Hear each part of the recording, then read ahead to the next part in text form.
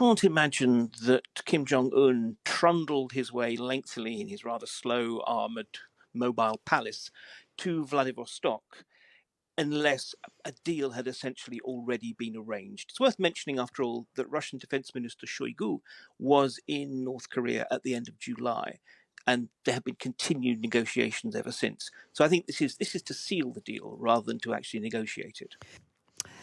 But first, Korean leader Kim Jong-un has arrived in Russia for a rare summit with President Vladimir Putin to discuss a possible deal to supply North Korean arms for the war in Ukraine.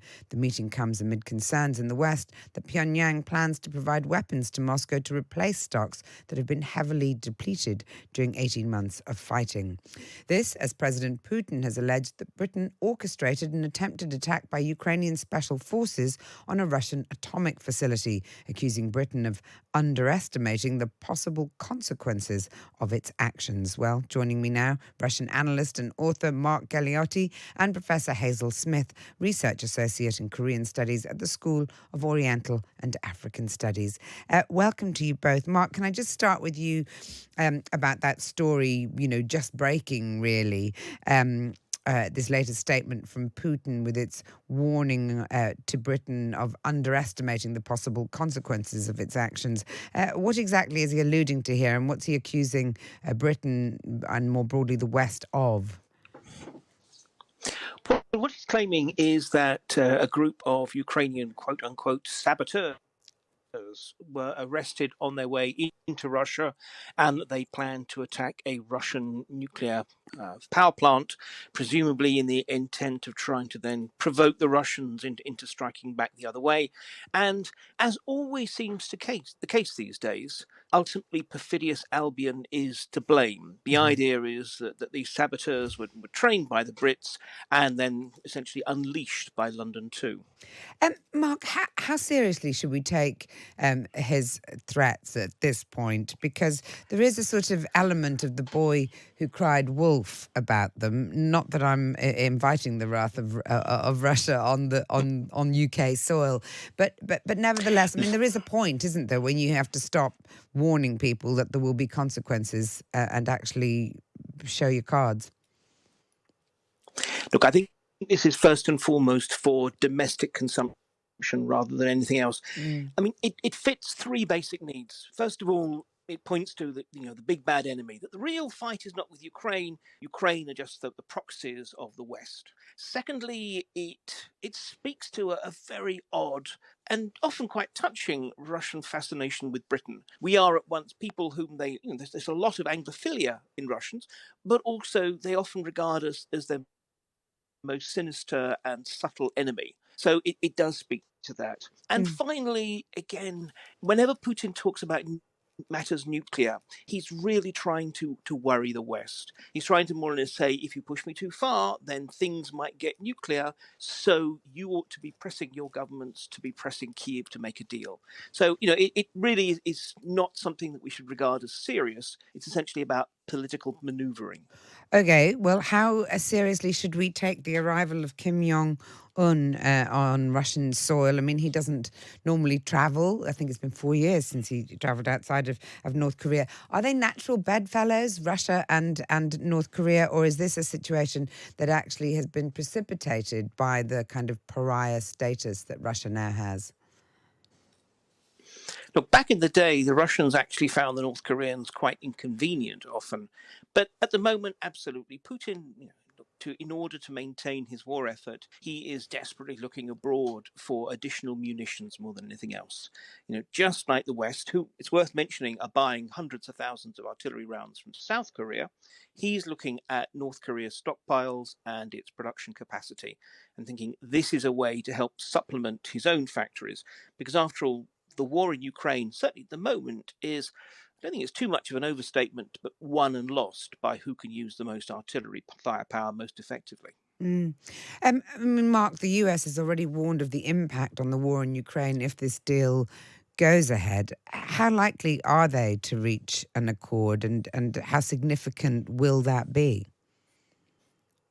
I can't imagine that Kim Jong-un trundled his way lengthily in his rather slow armoured mobile palace to Vladivostok unless a deal had essentially already been arranged. It's worth mentioning, after all, that Russian Defense Minister Shoigu was in North Korea at the end of July, and there have been continued negotiations ever since. So I think this is to seal the deal rather than to actually negotiate it. Professor, let me bring you in here because Mark mentioned Kim Jong-un's armoured palace, and much has been made of his journey across the continent to Russia on this armoured train, which I think was instigated by his father. Is it true that this is all about a fear of flying? It has been said that the father and the grandfather were frightened of flying, but I think the main thing is that it's not very far to Vladivostok from North Korea's northern border, and it's not too difficult to go by train from North Korea to Vladivostok. It's about 100 miles. It's not far at all. I mean, as the crow flies, you have to go around the houses to get there.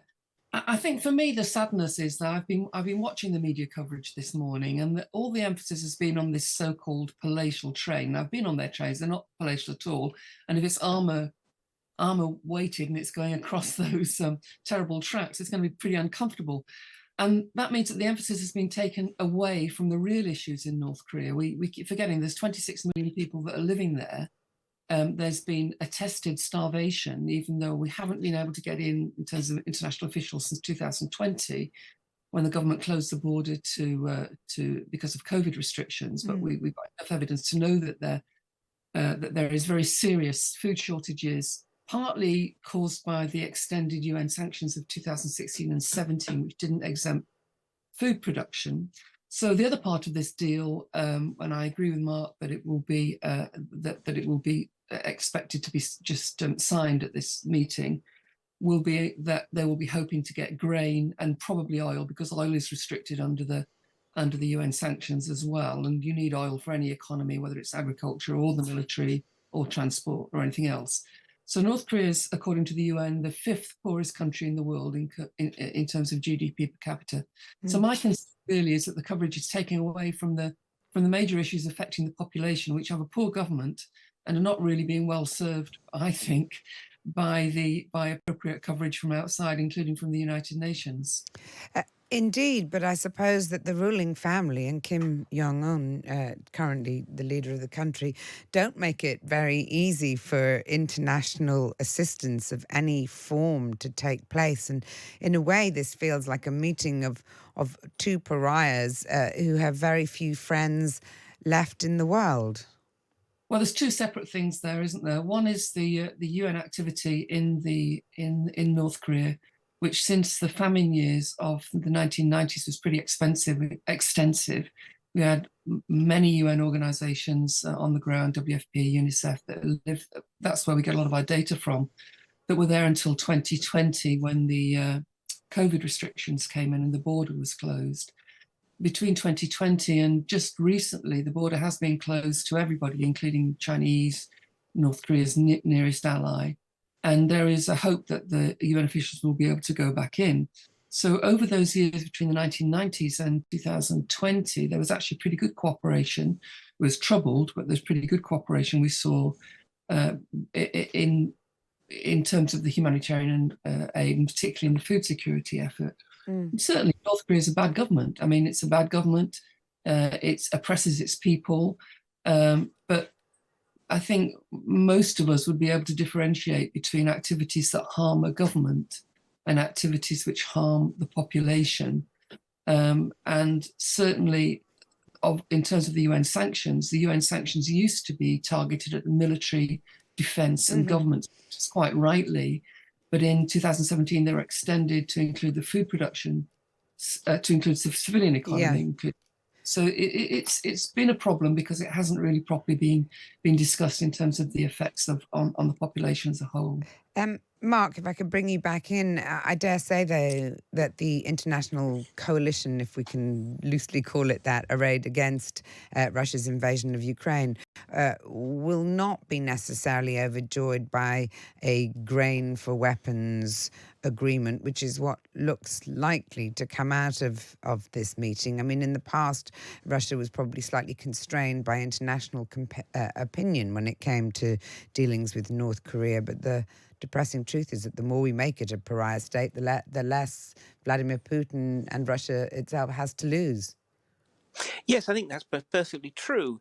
And it does show that the limits of trying to constrain Russia these days, in some ways, really the only constraint that now exists is that which is applied not by the West, but by certain other global South nations that Russia needs and continues to cultivate, such as India and also much more relevant here, China. Now, again, it's very hard to tell whether or not the Chinese actually are comfortable with this particular deal or not.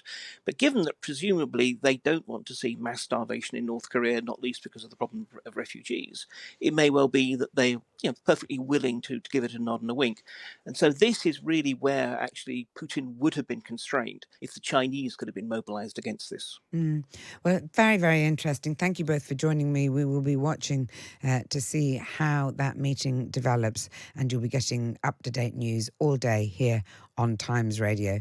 Thank you.